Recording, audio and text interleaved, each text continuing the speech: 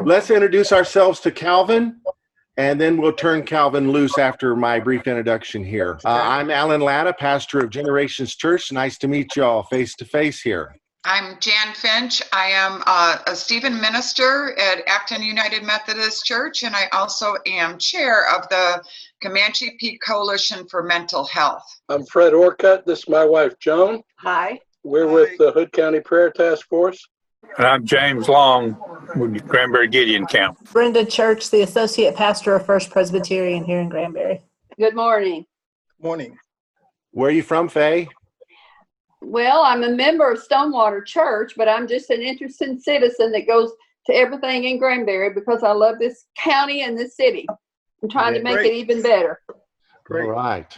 Let's dive in here, and if we have time at the end, those that join us can introduce themselves. I just want to begin by reading a little scripture, just a little bit, not going to preach or anything, but Matthew 24 begins with Jesus predicting the destruction of the temple. And his disciples ask him three questions. When will these things be? Which refers to the destruction of the temple. And 40 years later, it happened, just as he predicted. What will be the sign of your return or of your coming? He had told them that he was leaving and would be coming back. He was going to prepare a place for them, be coming back. So in my theology, we're still waiting for that part of the prediction to be fulfilled. And of the end of the age. And to me, that there was an end of the age for that particular manifestation of Jerusalem, but there's the end of the world coming that is connected to his return. So that question is kind of a two-part question. And so he begins by answering the last question first. The last shall be first. And I just want to read 2 or 3 verses that are very crucial to the day in which we live. He says, take heed that no one deceives you. Many will come saying, I am Christ. Wars and rumors of wars. He said, nation will rise against nation. And we see that the United Nations is an attempt to remedy that issue. But the word the Lord used for nation here is ethnos. Ethnic group will rise against ethnic group. So ethnic conflict is something the United Nations is not going to be able to fix when it's within the borders of a country. They can come in, but they're seen as foreign powers. And, I've seen their forces in Haiti, and they do a pretty poor job. So we've got a problem. Nation rising against nation. Talks about many will be offended. I think sometimes we live in the OSA, the offended states of America. And he said, lawlessness will abound. Because lawlessness will abound, the love of many will grow cold. And my whole life, I kind of saw those both as going hand in hand, because I become lawless, I no longer love people. Now I kind of see it in two things. Because lawlessness abounds, believers who don't believe in lawlessness are going to be tempted to allow their heart of love to grow cold. And we've got to guard our hearts against this. If lawlessness abounds somewhere, we've got to love. Those are people Jesus died for. We can't let our love grow cold. And he goes on to say, he who endures to the end shall be saved, and the gospel of the kingdom will be preached in all the world as a witness to all the nations, then the end will come. So we're living in that day of the gospel of the kingdom needing to go into all the nations. But if our love grows cold, we will not be fruitful. We'll become part of the problem. If we don't learn to bridge gaps between people with whom maybe we are at odds, or who is at odds with us, or between people who are at odds with each other. And that's the purpose of this talk today, is to help equip us to bridge the divide, because we've got a job to do. The gospel of the kingdom must be preached in all the world as a witness, and we don't want to let our love grow cold. All right? So that's the day in which we live, and Dr. Calvin Lawrence has been involved his whole life in higher education. He's been a citizen of Hood County for 10 years. His wife and son moved here with him 10 years ago, and we are just delighted to have him. I got something in the mail from him a couple months ago that got my attention, and then the column he wrote in the paper, which was like a word to the nation, really got my attention. And so listen for what he says that will be beneficial to the nation, but also listen how to apply it to our personal lives and to our local location. So Calvin, don't dumb anything down, just tell it, brother.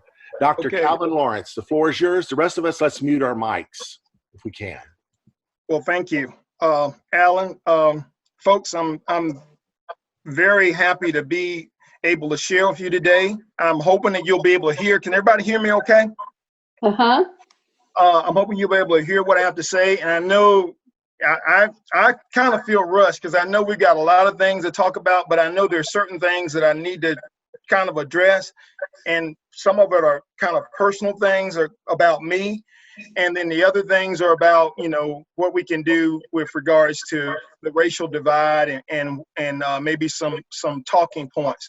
And I know I won't get through everything today. Someone a lot older and wiser told me, hopefully what will happen is we'll have some reoccurring dialogue, because that's what I really want to have happen.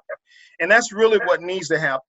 And Alan started it off with scripture from Matthew. I have a piece from Matthew that's kind of embedded in my thing. It's funny how, the Lord works. He will prompt people to do certain things. You don't know how this thing's going to come together, but it's coming together. And so we talked the other day.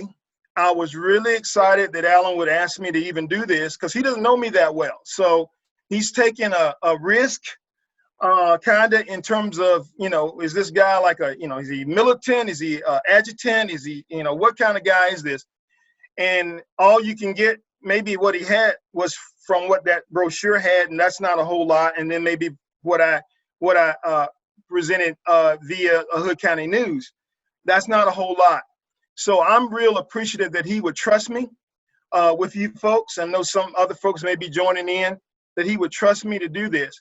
We talked, and I'll hit this real quick and then I'll go into my thing about, this issue is so big that if someone had the solution, they would have already given it out, and that person would probably be a billionaire by now because it would solve all of these world problems. But we know that's not it. And then when I went back to the word, and Alan said something earlier, and really the key to this, y'all, is, the Lord embeds these things and it's in his word. And the key is really love.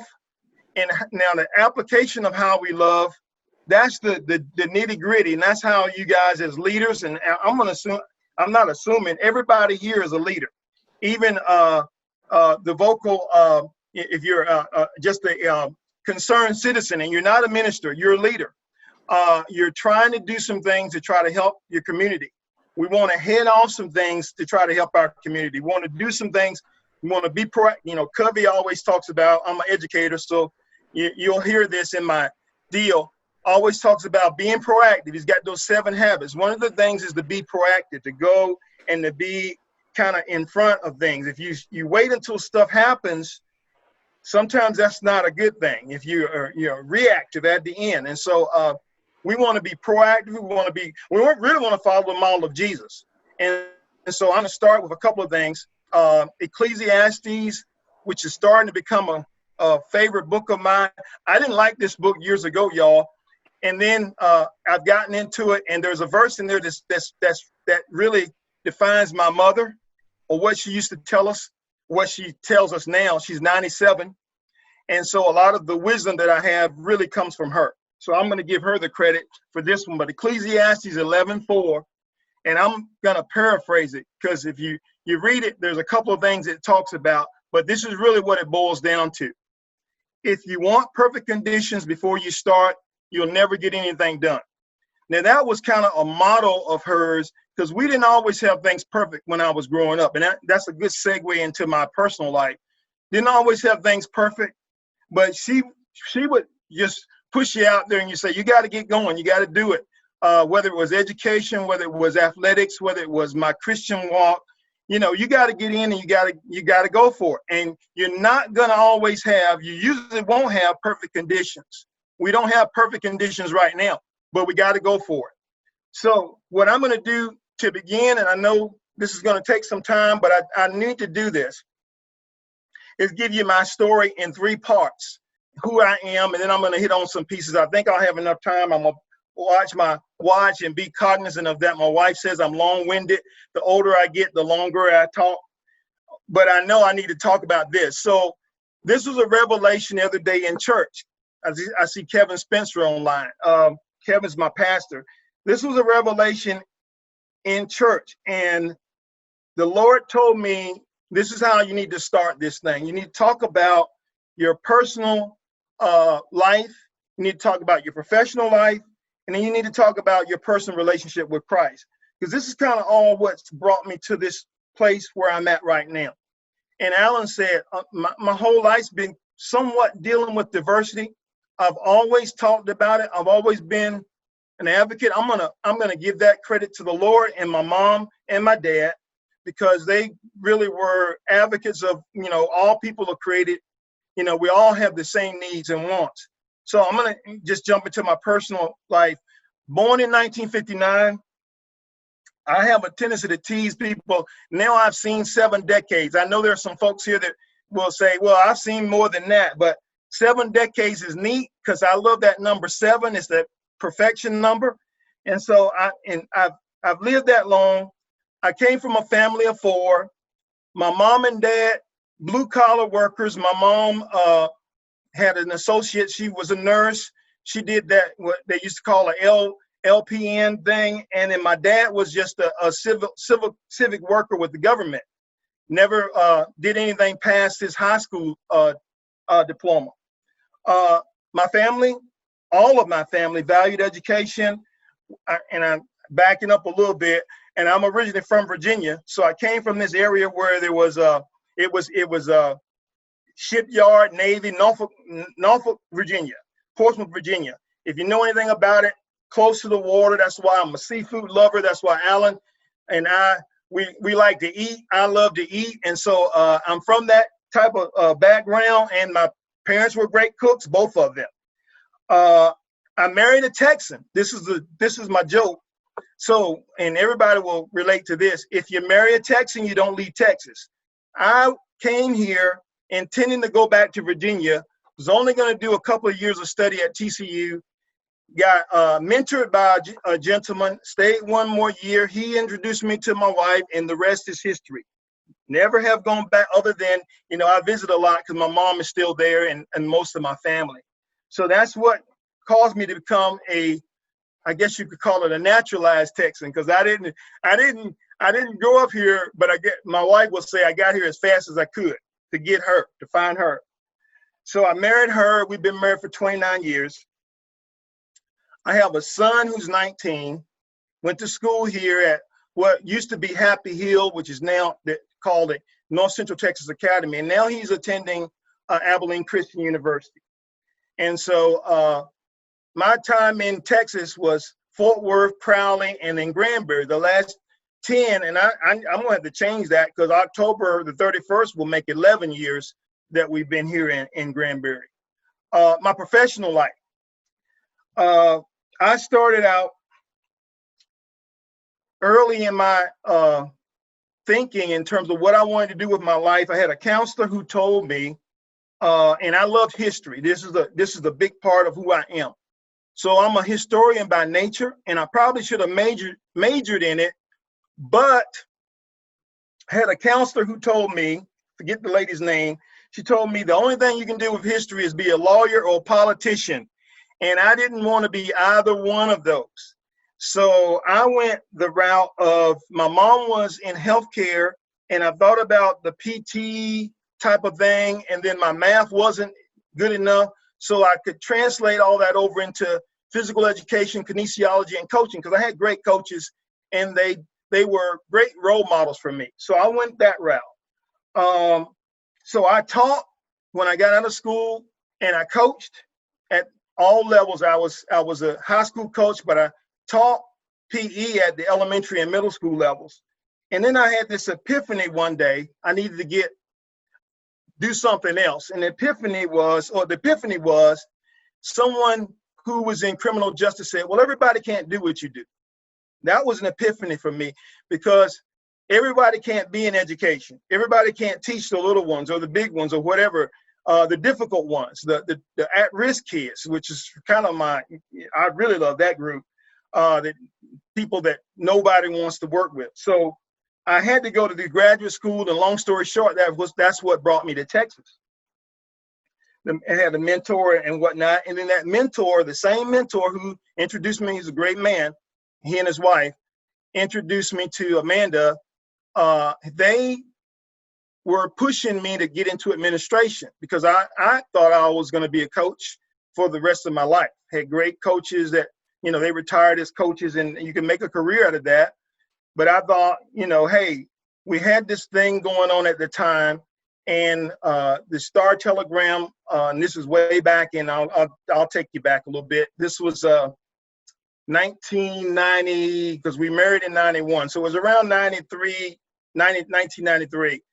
The papers uncovered how many districts in the Fort Worth Metroplex area had African Americans who were leaders. And there were very few. There were very few assistant principals, and there were almost no principals. And in some districts, there were no African American leaders. So I was kind of edged to go into that route just because there was a need. And I knew I had some administrators that weren't very good, and I knew I could do at least that good. And so I thought, well, if there's a need, that maybe that's where we need to go next. And we did. That moved me along in terms of my educational career, in terms of getting a post master's degree at Texas Women's, and then going on to Baylor to get a doctorate. And then I went into administration from that point on. But also, when I finished that doctorate, it opened up an opportunity for me to go to Charleston as a professor. And that's really what brought me to Granbury.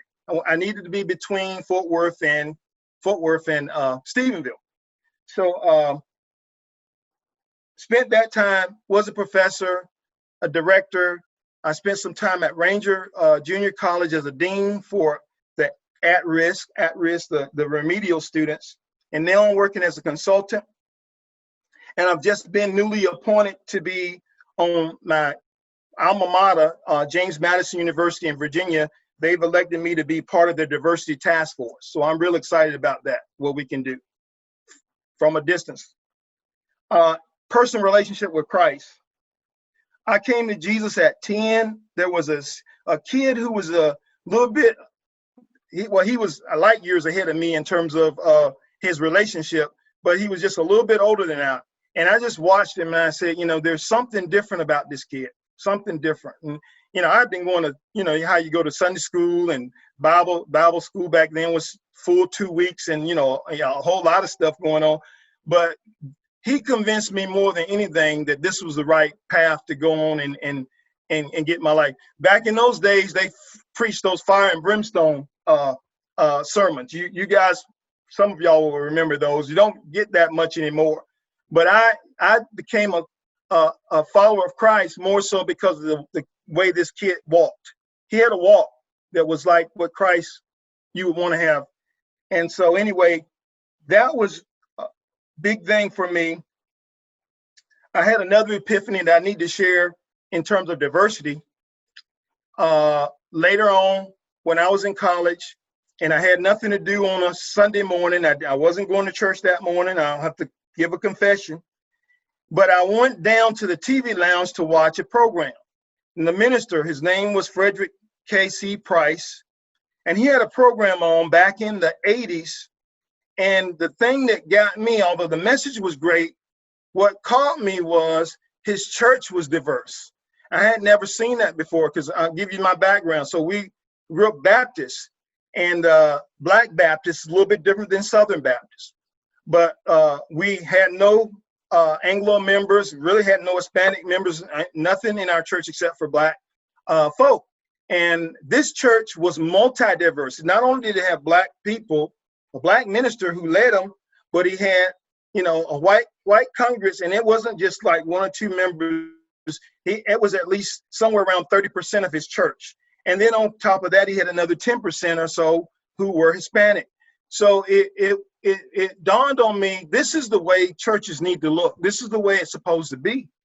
And I don't know if I've ever, in my mind, I've never gone back, because we've been several places. When I married my wife, She was Pentecostal, I was Baptist, so we kind of had to make that merger. You guys, and some of y'all are smiling, you know what I'm talking about. So we had to make that merger. I had some experience with Methodist church when I did my undergrad work, because they had me teaching Sunday school, and they didn't care if I was Baptist. They just were happy that I was warm-blooded body, excited about Christ. And so I got the methodology from the Methodist church, and I had this, now I had to make this bridge divide between Pentecostal. So we did that for a while, and we've had other experiences. I'll give you background too on my experiences. When we get to a church, we usually don't just sit, we want to work. So I've got a musical background. I can't sing like I used to now, but my background was always in music. I was always in the choir or in a praise team or whatever. And because I worked with children in school, of course, here we go, I had to work with the youth at the churches. Now, you can't see the gray hairs because it's all clean up here, but I guess I felt like, you know, at a certain point, the youth part of me is gone. I don't think it'll ever leave me. But those are ministries that have always been close to my heart, those two. And when I'm in a church, I'm always close to those two. That gives you a little bit of background about me, from the personal, the professional, and then my personal relationship, which all kind of diverges into diversity for me, which makes me think in terms of what can we do wherever I've been, whether it's at work, school, wherever, and of course church. I'm thinking about moving that needle to where, why are people not together? And we got to get together, and we have to bridge that divide. There was a minister who I served under years ago, and his thing was, if things aren't happening, what you're going to have to do is you have to walk across the room. You're going to have to be intentional about it, and you're going to have to make a difference that way. And so what I've learned is, you know, sometimes people are well-meaning, but they're a little bit afraid, and they may not know. And so sometimes you just have to take that first step. Sometimes you have to do. It's kind of like us guys. I see guys. They're males and females here. And sometimes the guy has to go across that room to make that first date, you know, and I know that I'm, and you wouldn't know it by me talking right now, I'm an introvert naturally, but I know that when there's a need and there's a call, I have to go outside of myself. But it makes me better because I have to go outside of myself. My educational piece, when I talk about education, if there's a need for kids, it's helped me to be a community leader or civic person, much more so than I would ever do myself, because I'd rather just sit at home. I hate to hear true confessions again, Alan, and just watch TV and just be my own person. But sometimes you have to do more, and you're called to do more. And what I'm feeling right now is the need to do more. So my first talking point is America is segregated. Whether we want to admit it or not, we're still segregated. Now, we've moved the needle, and I had a conversation with a group not too long ago, and we talked about where we were in the 50s and 60s and 70s during the time that I came up. While I was coming up, I mean, things are a whole lot different than they were. We moved the needle, but America's still not where it needs to be. And there are places in America where we're not where we're supposed to be. We're still segregated. You know, one of the mentions that I made was about churches. Why churches the way they are? And traditionally, maybe it's programming, maybe it's the way we thought, maybe whatever happened years ago is still happening in a lot of places. Maybe there are more churches that are integrated, and you know, we're in a pocket where there aren't a lot of African Americans, more Hispanics. But people need a place to go and need a place where they can feel where they're accepted. And it's important. Neighborhoods, it's not going to be an issue maybe here, but in certain parts of we could talk about Fort Worth and Dallas, where the neighborhoods are, you go into a neighborhood and the neighborhood is still predominantly one ethnic group. And why is that? So America is segregated, and that's a point that we could talk about. The second bullet is it comes down to economics. And this has been a battle for years. You could talk about economics in the 60s, and there were certain leaders who would talk about two things we need to do in order to move people forward and move this ethnic group forward, African Americans. In economics, one, to be able to gain wealth and to be able to have financial independence. That's a big issue. It's still an issue. It's still a barrier in some cases. Rich, successful Black people are anomalies to some of us. You'll see them. Oh, I know what I used the other day. I talked about a TV show that some people are familiar with, and because of that person who's come in and disrepute Bill Cosby, we don't talk about the Cosby Show a whole lot anymore. But that was a show that was sort of groundbreaking because you had a Black doctor and a Black lawyer, and they were prominent. They were successful, and you don't see that. The successful people, there's a bridge and divide. Most of the successful people that we see that are African American are either entertainers or sports figures. And so we look at them as anomalies, that they're not the norm for our group. Decision making and economic freedom. So I'm going to put those two together because decision making it doesn't necessarily have to be political, but it can be political. It can be because you vote, you're able to make things happen. We know that during the 60s and during the civil rights movement of the 60s, there were a lot of political pieces and a lot of legislation that was passed in order to move people forward and to move the country closer together, hopefully. And some of it worked, some of it maybe not so much. But African Americans have to be a part of the decision-making process. We have to be at the table, but we have to be a part of what decisions are being made, because you might look at it a different way than I look at it. But it's nice when I'm at the table and I can give my input. And sometimes career-wise, I've been in places where they were accepting of my input, and it makes me feel a whole lot better. And other times it was not so much that way. And of course, again, economic freedom and decision-making kind of go hand in hand, side by side. It's funny, I remember this point when I was watching something on Jackie Robinson the other day, and you think about his time period. He broke a color barrier in 47, the baseball color barrier, which helped to move the movement a little bit further along, if you understand what I mean, in terms of racial acceptance.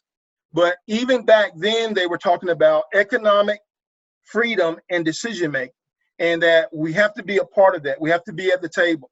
So it's not something new. It's like it keeps coming back again and again, over and over, and we know it's important. Okay, these next 4 points, I'm gonna deal with them together, and I have a question for you guys on the first one. And they were given to me through a conversation, and I thought, these are great talking points. So I wanted to deal with these, and I'll run through them first, and then I'm going to come back to the first one, and I'm going to see if I can get some, maybe a couple of answers, or maybe at least have you start thinking about some things. So the first one is hate and ignorance, which we're dealing with right now. Hate and ignorance is the first one. Hypocritical or hypocrisy is the second issue. Letting people in, I'll explain that one a little bit when I come back to it. Have to let people in. And then the third one is problematic thinking, which I kind of I've referred to a little bit earlier. Those are 4 points. I'll go back to hate and ignorance. Hate and ignorance. So the other day I had this question posed to me. I'm going to pose it to. They asked me, well, why don't you pose it to ministers and people of the clergy and see how they feel about this one? So I'm going to do that. So which one is harder to crack, would you say? Because I have my ideas from an educator's standpoint, but I wanted to see if I could get a little bit of from around the room. So hate or ignorance, which one is hard to crack? And if you crack one, can you affect the other? Think about Anyone want to, I know we're all muted, but if anyone wants to chime in, this is a great time to do it. I would say ignorant. Janet. I think hate is harder. Hate is perpetuated through families. Bigotry is perpetuated through families. I'm a social worker, I've studied this. Yes, and I think that you can educate, but you can't change some of the family patterns that have happened. Okay. Fair. I would agree with the ignorance, because if you get enlightened, hopefully that'll change your mind. It goes along with the problematic thinking. If you think wrong, you act wrong. Okay, Fred. Anybody else? Brenda. I think anger is a product of fear, and fear is a product of ignorance, and hatred, of course, comes from anger. So I think that if we try to find a way to explain to people the problem, then they will naturally soften in their hatred and their anger. Okay. All right. Anybody else? That's good. I think it's ignorance as in the lack of knowledge. And so part of this bridge is me getting myself more knowledge, and that requires walking across the room. I think it's ignorance of truth, which goes along with knowledge. You have to have knowledge to know what the truth is. But you're not going to change until you believe that the knowledge you have is true and applies to you. I believe ignorance is the hardest, because hate, it's easy to hate something that you don't know much about, but the more you learn about it, perhaps the harder it becomes to hate it, because you know more about it. So ignorance first, and then hate. I know I got the wheels turning in here, because I see some other people looking. Anyone else? Kevin? So I've thought a lot about this and we've had men's groups where you spoke and we talked about, I've thought a lot about the introspective aspect of it, kind of being afraid to admit that there is hate towards a person or a group of people. And I could be way off base, but I think that I'm able to more look at ignorance, at being afraid of being ignorant or not wanting to think that you're ignorant about something. That's the part that I feel like the Lord does a work in my heart about the hate that I may not be able to even put my finger on. The ignorance part is something that I'm able to say, I'm not going to be ignorant in an area. I'm going to listen to things like what you're saying. I'm going to go across the room, and I'm going to be less ignorant about the needs and the hurt today than I was yesterday. And then as that opens up, there's no reason to hate. There's no room for hate. I say it all the time. As a believer, God's love has been shed abroad in our heart to give us the ability to love all creation, regardless of how we've been brought up, if we're willing. And so to me, I'm looking at ignorance and I'm like, okay, I can do something about that.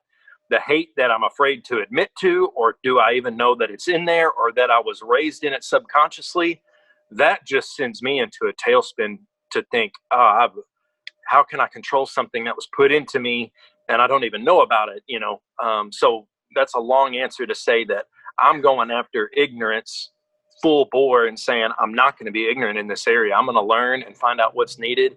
And then from that, help. I like how you put it. I'm gonna piggyback on that last statement you made. You're going after ignorance, and okay, so you guys probably know where I'm going, because I'm a educator, right? So, and I'm gonna use a couple of examples if I can. And I'm not an expert, Janet. I'm not an expert in this, but I'm an expert in ignorance versus knowing something. And so if I have to crack one of those two eggs, whatever you want to call them, I'm probably going to go after ignorance. And I'm going to tell you why. And I'll use the little babies with maybe the babies. If you've seen those pictures where you have a black baby and you have a white baby, and they're just hugging each other and they're just loving on each other, and they don't know anything. And then something happens later and whatever it is, a separation or whatever, and maybe it's because of something that somebody said or whatever, and they separate. Why is it? Do we get the hatred later? Because I don't think it comes out of the womb.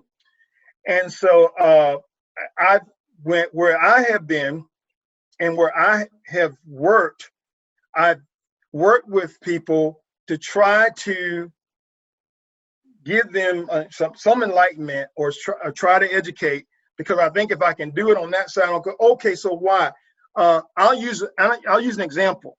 And I've talked about my historical background, or, a boy growing up in Virginia, 35 minutes from Jamestown, a few minutes from Williamsburg, and all that history. I can't help but not go back into and talk about from a historical standpoint. So one of the things that troubles me is this denigration of the statues and monuments and whatnot, because those particular people are assumed to have this kind of a mentality, and then we don't look at the context under which they are. And I think about maybe, it's not in all cases, but maybe if some of the people who are so upset could understand the history behind why and what happened. And then also, I had a friend who told me that in Germany, they don't do it that way. They don't destroy the monuments because they want you to remember. They want you to remember what happened, so that you don't forget, so that you don't repeat what happened in Nazi Germany in those times. And so it makes sense to me that I'm not worshiping the monument per se, but remembering the things that happened and how we overcame and those kinds of things. And I'm a historian, so I'm biased. I probably feel a lot more angst when I see a Confederate statue decapitated than most folks, maybe, because I'm a historian and I'm looking at preserving it. Now, how we preserve it, that's a whole nother issue. But I think ignorance, to me, is an easier nut to crack than this hatred piece. And I think I may have been Fred. I think if I can get you to understand where my perspective is and why I'm feeling the way I feel, then maybe I can overcome the hatred. Because I believe that a lot of folks have that hatred because they don't understand, because they're lacking the knowledge. So that's where I'm at. That may not be the best way to do it. It may be the other way, but I'll give you my 2 cents. And I really feel like when it comes to this issue with African Americans and understanding, why is there angst? Why is there this frustration? And why is it coming at this time? We can't be hypocritical. And this is on both sides, folks. And if I'm going to be one of those people that try to be a bridge builder, then I've got to talk to African Americans as well as Caucasians, as well as Hispanics, as well as whoever who will listen, because we cannot be hypocritical. Hate is hate. And if you hate people, then that's wrong. We're talking, we as Christians ought to look at it from a perspective of love, and there's no hate in our perspective, or there shouldn't be. It's a good time to throw in this Martin Luther King quote that I almost forgot. King said this. He said, "Darkness can't drive out darkness, only light can do that. And hate cannot drive out hate, only love can do that." That's scriptural.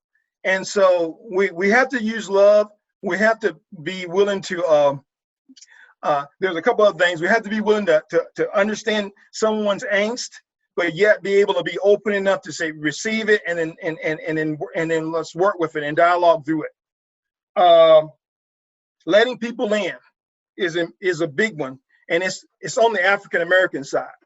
Is that if I'm an African American, and maybe I'm doing that right now, and I'm upset about issues that have pertained to my culture, my ethnicity, my own personal standing, I've got to be able to allow people to know what I'm feeling. I can't bottle it up. I can't keep it among just African Americans. I have to talk about it. I have to be able to share and let people in. There was a great conversation with an interracial couple a while back. I won't even name the two people because both of them were star athletes, star entertainers, and then they came together and they were talking about how if the one person doesn't share, then the other person, I can't help him or I can't help her.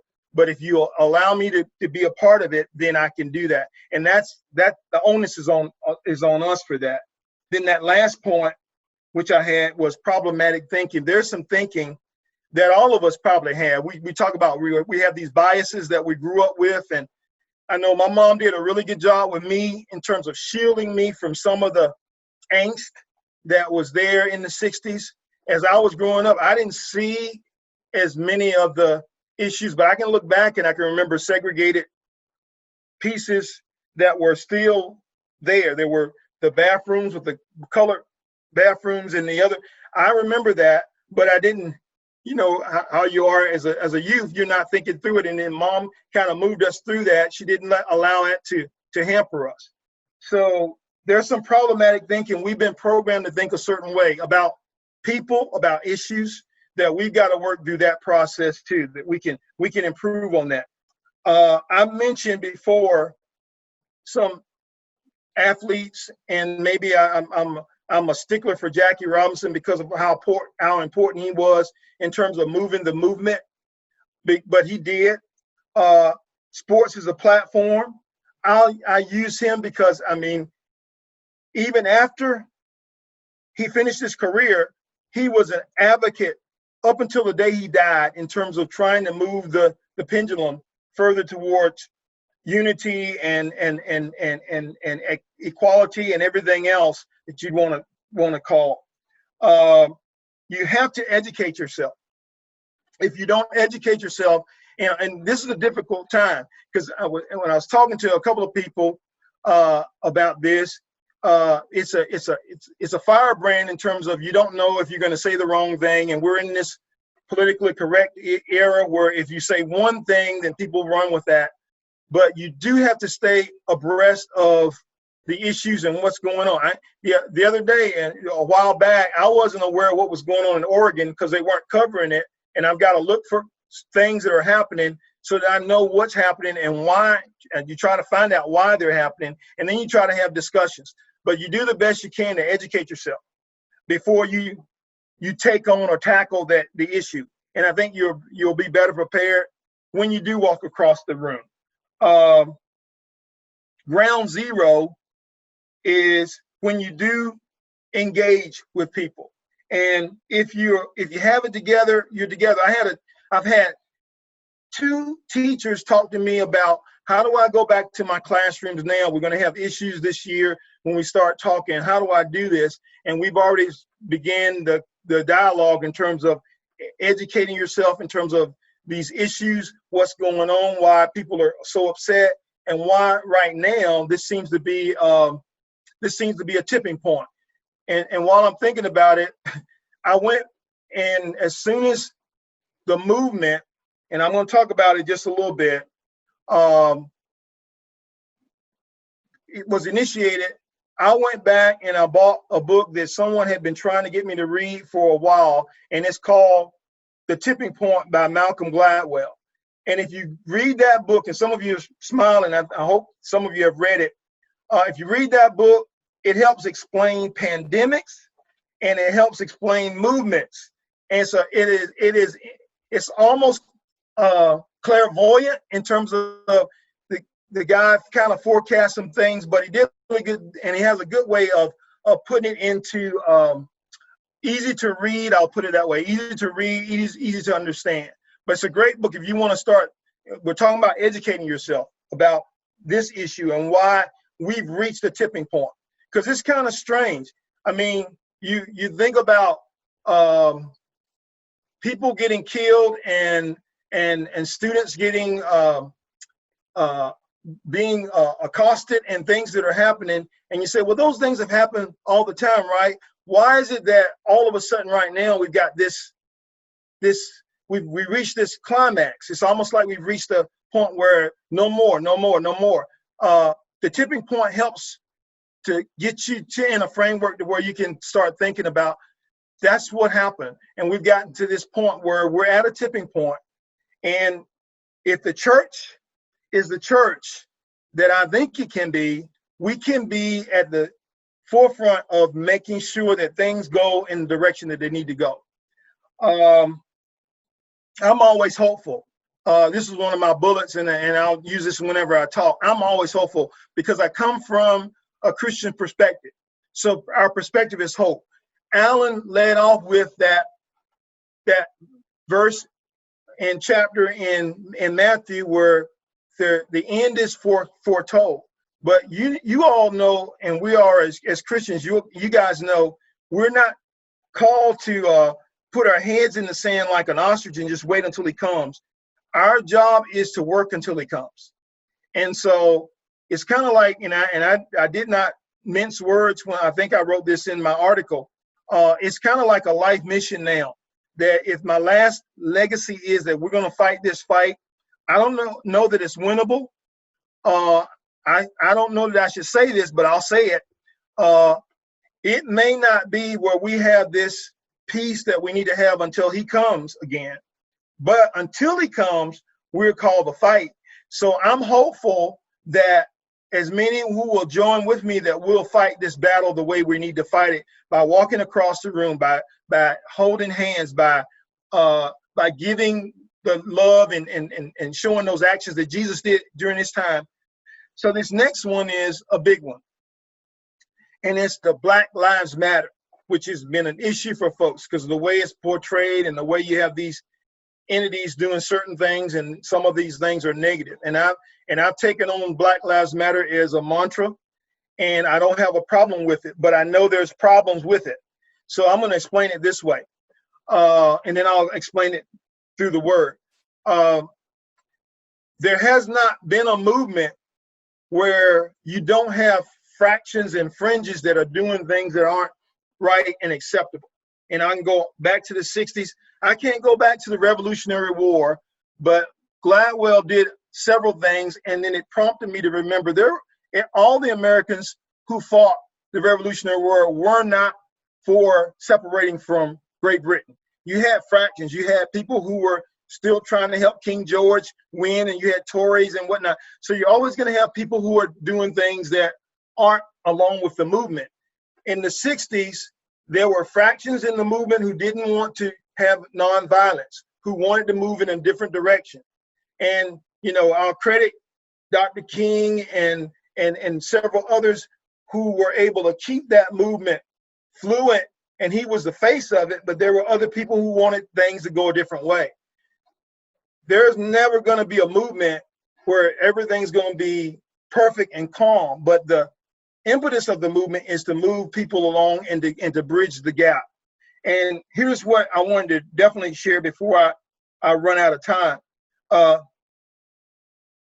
Had a young lady explain this one to me, a young Anglo female, and I said, I'm going to use that, and I want your permission to use it. So she said, if you say, if Black lives matter, then all lives matter, use the parable of the lost sheep. And it helped a couple of people, and I said, let me try that. Let's see how that works. Because if you go back to Matthew 18, and it's Matthew 18, 10 through 14, but I'll go Matthew 18 and 12. It's like he tells this parable if he's going to leave the 99 to go after the one. Well, think in terms of Black lives being the one, that we're going after that one, and we're going to bring that one back into the fold. If Black lives matter, then all lives matter. So the focus right now is on the Black lives, and the focus with the 99 in that parable was he didn't love those other sheep any less, but it was that one that was in trouble, not the 99. So he left the 99 to go after that one. And what we're trying to do right now with Black Lives Matter is to go after that one, the African American population, the people who are having issues that have needs, that we're trying to bring this thing a little bit closer together. There we are the one. It's funny because in that verse, and that was Jesus talking. So there ought to be some credits to that as well, because it's one thing for Paul to say it, another thing for someone else to say it, but when Jesus speaks, there's a little bit more power added to it. I think I better maybe stop right there, Alan. I've got a few more things, and then there's a group of things. If I were invited to go somewhere and to talk to a group, I have a kind of a 7-tier piece that I'll start out with dialogue and definitions, then we'll get down to, okay, now how can we continuously improve our organization, our leadership, and how do we assess that over time? And those are the pieces that I want to, if I can get a chance to talk to folks, that's how I'll do it. But this was a good opportunity for me to just kind of give you a little bit about myself and about some issues that are pertinent. Didn't get to all of them, but there's a lot more, and that's my teaser for getting another invite. Quote by Arthur Ashe: start where you are, use what you have, and do what you can. So everybody here in this Zoom meeting, you have a place where you can start. You start where you are, you use whatever you have, your connections. I'm one of them now, so you got me, and then do what you can. And so that's my challenge to you leaders. Thank you. Thank you so much, Calvin. Thank you. Are you available for Sunday school classes, Saturday morning seminars? I'm available for Sunday school classes, Saturday morning seminars, Wednesdays. Yes, I am. I'm available. I would love to do trainings with staff, with churches, whatever. I'm willing to have some dialogue. Can I say I appreciate, Calvin, your spending time with us today, and you've given me some good food for thought. All this reminds me of a program years ago by Archbishop Fulton Sheen, Life is Worth Living, talked about tolerance. He said, we tolerate evil, we love people, and hate is evil. So we have to not tolerate the evil, right, but love everyone. That's good. Thank you guys so much. Let's do this again. Give me feedback on that. Bless you. Thank you, Dr. Calvin. Thank you. I appreciate you guys. Thank you.